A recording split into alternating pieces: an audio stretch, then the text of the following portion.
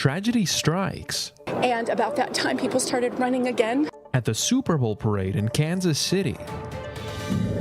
Vandalism on campus being investigated.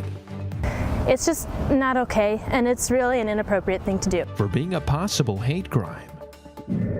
Missing teenage girl goes missing in Detroit. Needs to be home with her family, and we love her. For over a month. And threats of online scammers on the Day of Love. Have become an industrial scale operation. How to protect yourself. These stories and more coming up on Newsbreak. Hello, South Florida. I'm Kenneth Bueno. I'm Laura Palfrey. Today is Thursday, February 15th, 2024. Live from the Lee Caplin School of Journalism and Media in North Miami, this is Caplin News. Parade panic in Kansas City, where a championship celebration turns into a mass shooting scene. A hometown victory celebration after the Kansas City Chiefs Super Bowl win took a violent turn. As CNN's Mike Valerio reports, one person is dead and at least 20 are injured. A celebration turned into a tragedy. At least 20 people were shot when gunfire rang out at the end of the Kansas City Chiefs Super Bowl victory rally on Wednesday. Everybody started jumping the rails and pushing everybody over. We got inside and we thought that, okay, it's calm now. And about that time, people started running again. Paul Contreras and his daughter Alyssa were among the estimated 1 million revelers gathered at the rally. It all happened so fast. Everybody was kind of dispersing and going back to their cars. Probably a minute or so later, and you just hear pop, pop, pop, pop. As the chaos and confusion began to erupt around them, Contreras heard people shouting for help as a man ran by them. He got close to me. I got the right angle on him, and I hit him from behind. And when I hit him from behind, I either jarred the gun out of his hand or out of his sleeve, because as I'm taking him down to the ground, I see the gun on the ground. It's unclear if that man was one of the 3 people detained by police. Guns were found at the scene, but many questions remain unanswered. We do not have a motive, but we are asking those who may potentially have any kind of information, a witness or video, to contact police. And the one person who has lost her life in this attack, her name is Lisa Lopez Galvin. She was a DJ at a local radio station, 90.1 FM, described as a beloved voice of the Latino community here in Kansas City. Relatives also tell us that several of her family members were at the parade, at the celebration around her, and also wounded in this attack. That's the latest reporting here from Kansas City, Missouri. I'm Mike Valerio. Back to you. The Gardens Mall in Palm Beach Gardens is open again this morning after gunshots were fired there yesterday. What is supposed to be a fun-filled weekend with skiing, shots being fired on the afternoon of Valentine's Day. Police shut down the mall for the rest of the day. Officers say it was not an active shooter situation, but instead called it a random act. Several schools in the area were put on lockdown as a precaution. Dartmouth College investigates vandalism on its grounds this morning following the discovery of destroyed campus sculptures over this weekend. WPTZ's John Hawks has more on the story. What is supposed to be a fun-filled weekend with skiing, skating, and hot chocolate was interrupted for some students. Dartmouth College's Winter Carnival, Winter Stellar, a carnival in the cosmos, saw an apparent act of vandalism. 20 or so ice sculptures, or what's left of them, were created during the festivities. One was sculpted by students in Al-Nur, a Muslim student organization on campus.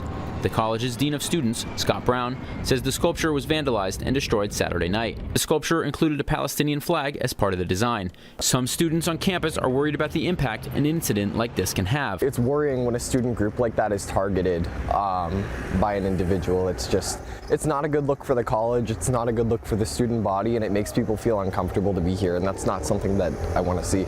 The dean sent a message to students addressing the situation. It reads in part, "Acts of vandalism violate our community standards, as well as our principles of community. I remind you that each of these calls for sensitivity and respect in our words and actions towards one another. Each also prompts us to appreciate that the diversity of our community provides us with an opportunity for learning and growth. We all need to be committed to cultivating culture of inclusivity and respect." Dartmouth is investigating the incident and says it will hold whoever is responsible accountable. Students are glad the college is taking appropriate action and acknowledging the issue. Obviously, people may make mistakes, but this is a pretty vile one.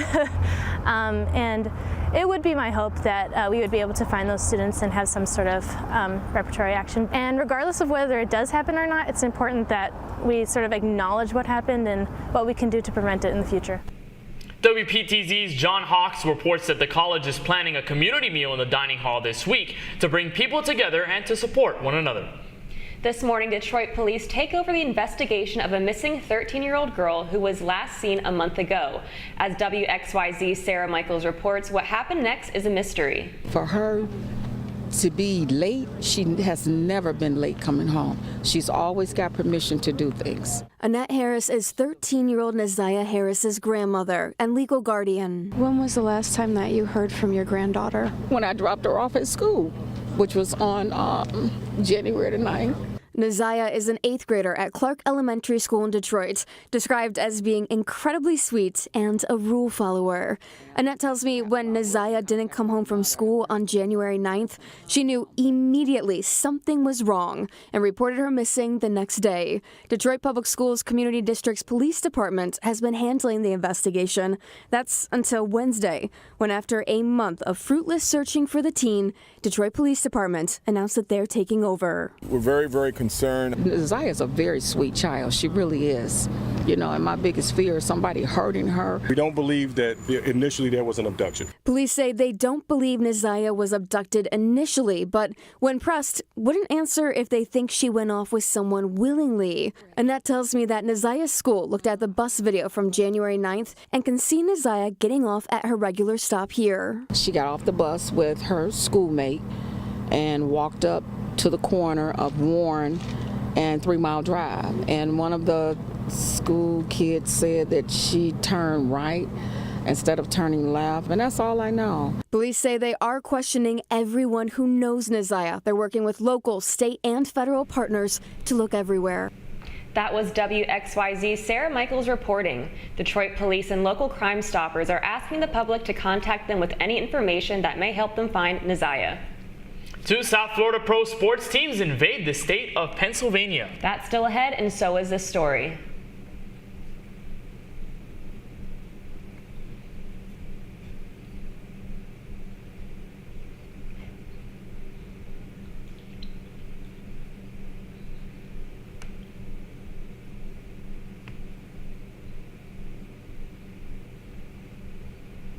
How prepared is your family if a tornado shows up at your doorstep, or a flood, or a hurricane? You can't just turn away a natural disaster. That's why it's important to go to ready.gov/plan now. It has the tools and tips you need to make an emergency plan with your family. So if disaster comes knocking, let's go. You'll be ready to help keep your family safe. It's just a pizza. Yes. Make a plan today. FIU wasn't really my first choice, but, you know, I grew up wanting to be a Hurricane, but that didn't work out, so I'm here now, I guess. Hey, man. Your shoes untied. Thank you, bro. Yeah, no problem. Should have done that against Georgia Tech.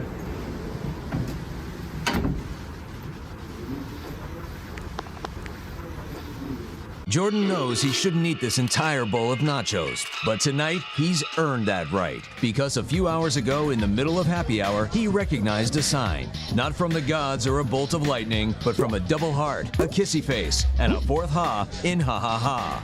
That's when Jordan knew he was buzzed. So when it was time to go, he got a ride home instead of driving.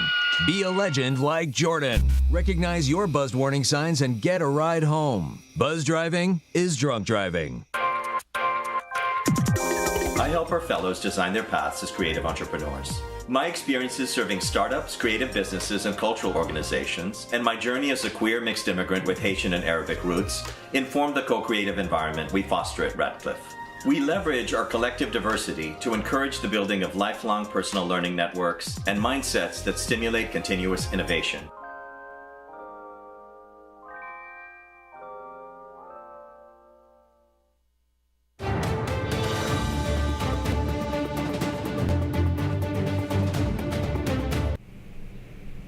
Could you be courting danger while looking for love online? With Valentine's Day behind us, we take a closer look at America's obsession with online dating and the scammers who take advantage of it. CNN's Jen Sullivan talks to experts about how to protect yourself from falling victim. More couples are finding their partners online. According to Pew Research Center's most recent data, nearly half of Americans who were single and looking to date turned to online dating. But not everyone finds true love on the internet. For some, what they find is far from a fairy tale. We're talking about romance scams, where criminals adopt a fake identity to gain a victim's trust and later exploit them for money. Dr. Vahid Bezadon says these types of scams are becoming increasingly more sophisticated as technology advances, especially with the use of AI. The fake persona can have a real-time video call with the victim. The FTC says nearly 70,000 people reported a romance scam in 2022. Financial losses from those scams in 2022 hitting a staggering $1.3 billion. Amy Nossinger with AARP says older Americans are easy targets for these scammers. We know that the criminals go where the money is, and older adults do hold the majority of wealth in the United States. Scammers often use common phrases like, "Someone close to me is sick. I can teach you how to invest. I need help with an important delivery," to scam you out of money. The FBI recommends researching the person's photo and profile. Beware if the person wants to quickly communicate directly instead of online, or if they have excuses to not meet in person. And never send money to anyone you haven't met in person. For Consumer Watch, I'm Jen Sullivan. The Florida Panthers dominated on the ice again, this time against the Pittsburgh Penguins. Although the game started slow with no goals in the first period, the Panthers took command in the second, scoring 4 of their own. 2 of the goals were made only 34 seconds apart. The Panthers' Anton Lundell led the team with 2 goals of his own, with a final score obliterating the Penguins. Panthers 5, Penguins 2. The Panthers will continue their road trip to Buffalo, New York, and play the Sabres tonight at 7 p.m. The Miami Heat were also in Pennsylvania playing the Philadelphia 76ers and pulled off a win. With 23 points and 14, Bam Adebayo helped the Heat beat the Sixers right before All-Star break. Tyler Hero also made 23 points of his own, with Duncan Robinson scoring 20 more for the Heat. The final score was Heat 109, 76ers 104. The Heat will go on to the NBA All-Star break and play the New Orleans Pelicans Friday, February 23rd at 8 p.m. You're watching Newsbreak, and we're coming right back. Severe weather can strike anytime, anywhere, but there's a simple way to stay safe.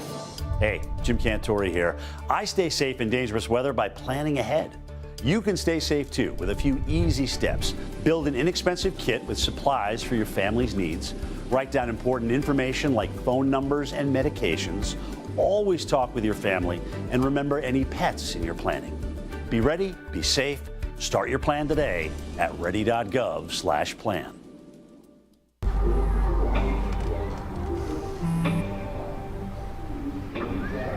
I don't know why you're so sad. You've got a roof over your head. You gotta stop with that depression stuff.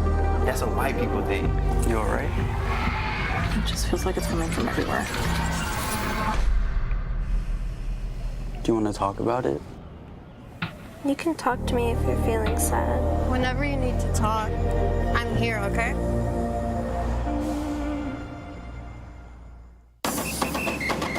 If you're buzzed and doing this,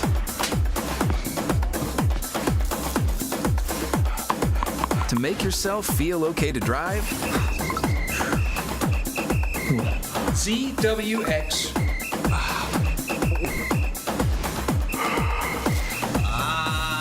You're not okay to drive.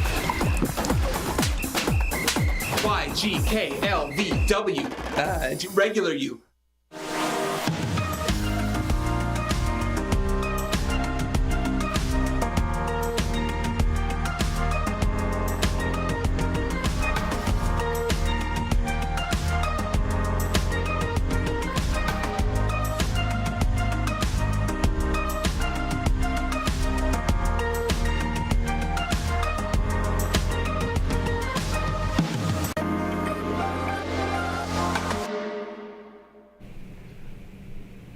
That's all the time we have for Newsbreak. I'm Laura Palfrey. I'm Kenneth Bueno. Get more news anytime at caplinnews.fiu.edu.